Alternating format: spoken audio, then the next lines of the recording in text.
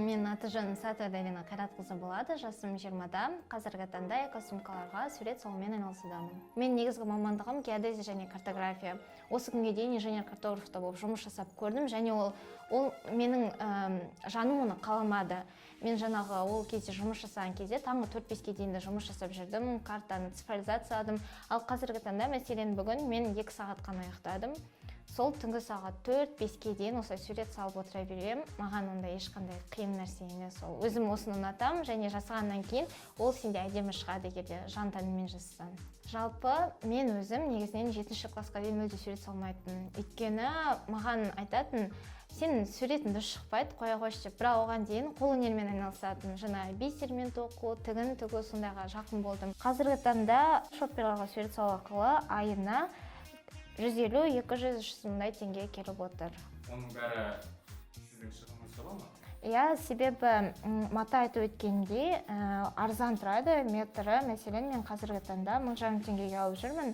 Ал суреттер, бояулар мынандай көлемде 50 мл болады. Бұлар 600 теңгеден тұрады және көп сөмкеге жетеді. Мен суреттің эскизін жасадым, шоппер бетіне шығардым. Енді подложка деген ұғым бар.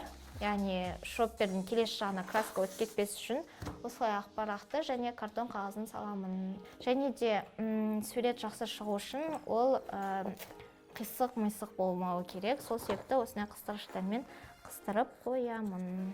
Жалпы осы шоппермен айналысқаннан бері мен ақшаның қадірін түсінудемін.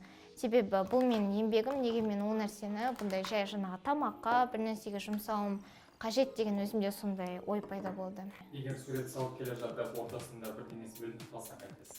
Ол өте қиын жағдай, басында көп болатын, шопперлар деген өзі сөйтіп кетіп қала беретін менде.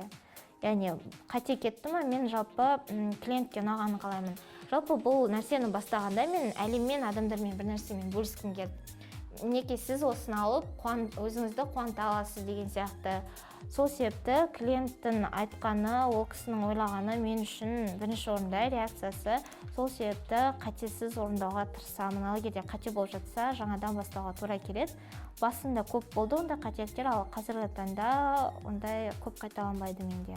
Но она в жизни себя нашла, я думаю. Қызым өмірде өз орнын тапқан сияқты, біздің тарапымыздан керегі тек демеу, әр бастамасына, шығармашылығына қолдау таныту. Өз басым оны олай жасама, бұны бұлай бастама деп айтпаған екем. Балалар сүрінсін, өмір ғой, сүрініп шынығуы керек. Қайта тұрып, сапарын алға қарай жалғастыра беруі тиіс.